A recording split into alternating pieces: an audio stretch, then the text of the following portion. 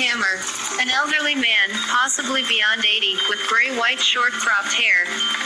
Although his facial features are obviously riddled with wrinkles, around his mouth and eyes there seems to be a clearing. He's wearing spectacles, wide-brimmed, and has an unassuming ring on his right hand.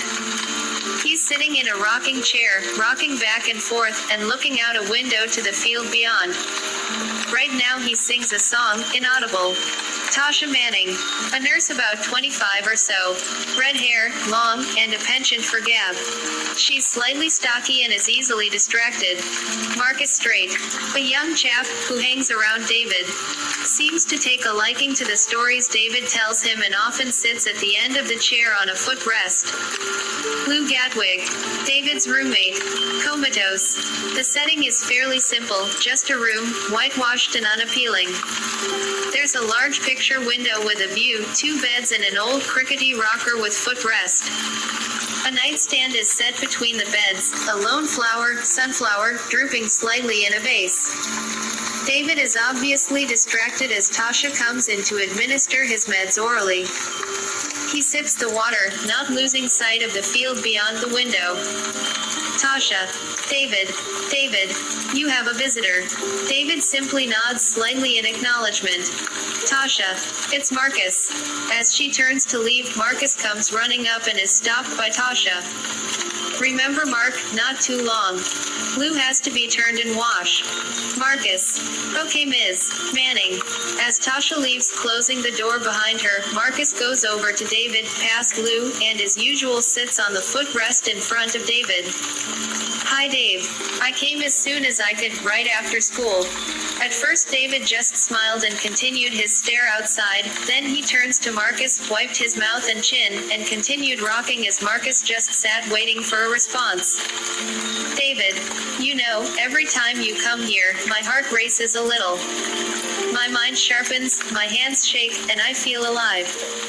I don't rightly know what it is, but telling you these stories makes my day.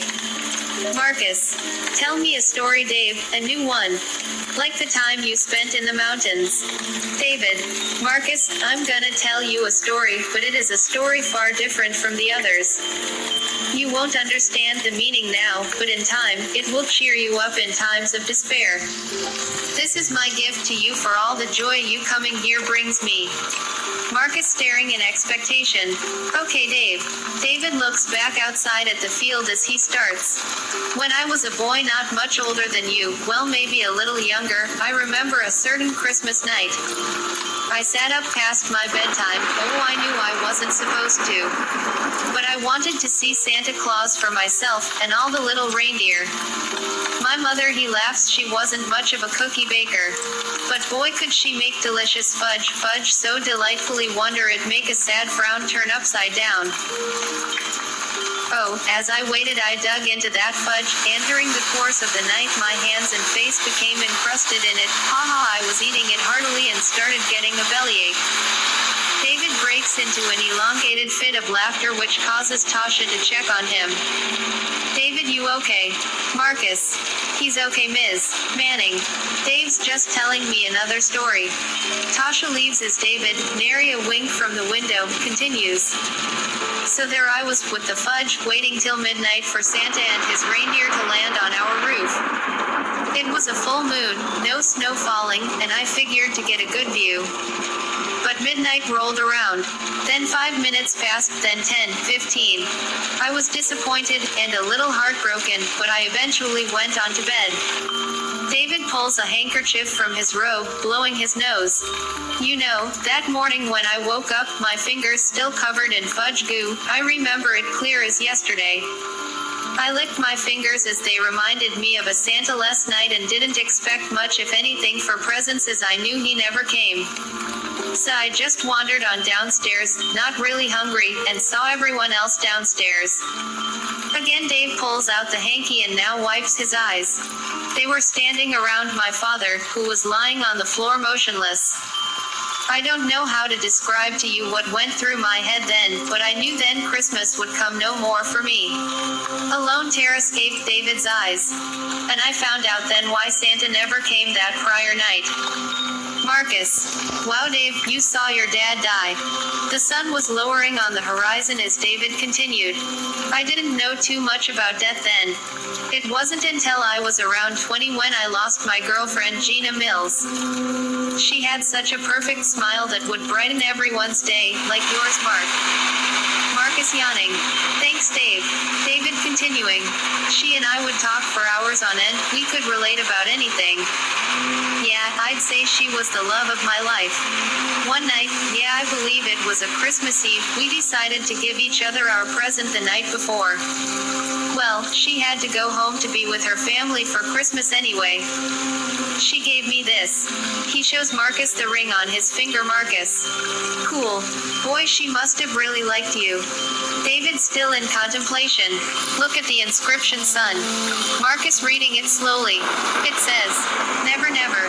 David. Yep, Marcus. What does that mean, Dave? David. It was something between us. I mean, we were so young we really felt destiny brought us together. As it were though, that was wishful thinking. She never made it to her family's house. Marcus after a long pause. Dave, are you alright? Dave responding as if waking from a lull. Oh yeah. Anyway, I took that as a message that I was to be alone. I'd have nightmares about it for some years after.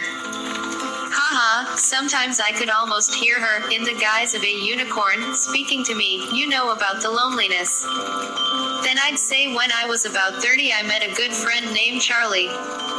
Marcus excited. I just met a friend today named Charlie. David still going on. Now Charlie wasn't your normal people. He was one of them so-called holy rollers. Marcus. What's that, Dave? David. Oh, you know, one of them folks who believe in a god and all. Anyway, we got to talking about things, you know, and Charlie got to saying how he lost his love too and how coming to Christ helped heal his heart. Changed my life the night I came to Christ. And Charlie kept saying it was God's will to become a better me. I stopped crying over Gina that day and started looking to the future with Christ in my heart. And then the nightmare stopped too, and told me I would find another. Tasha opening the door slightly. Marcus, finish up. Visiting time is almost over. Marcus. Okay, Ms. Manning. Then to David. Well, Dave, did you? David after a pause. No, but the bizarre thing was that Charlie sang a song on a constant basis, and usually uplifting song, and I took the lyrics as a sign of my life changing. There wasn't anything remarkable per se about my life since, but whenever Christmas rolled around again I no longer felt sadness.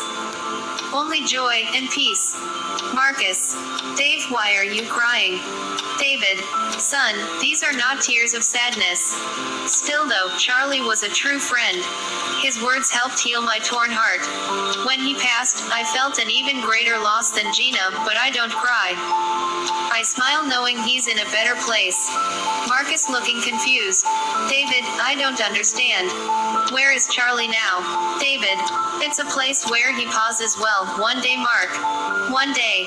Tasha coming into the room, the sun now well set. Marcus, time to go. Marcus. Okay. Then to David, the first gotta go, Dave. I'll see you tomorrow.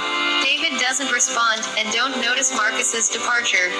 He just sits there continuing to rock back and forth, humming a song. You made us our home in paradise. Epilogue. Woman. I don't understand it either, but last night he just started to smile and his eyes popped open. Man. Yes, and woman. Well, and then he opened his mouth and sat up and asked a very strange question. Man. You mean, David Lou Charles, after being comatose for this long, sat up and talked. Woman. Exactly. Man. Amazing. And what was the question? Woman. Where's Marcus? End.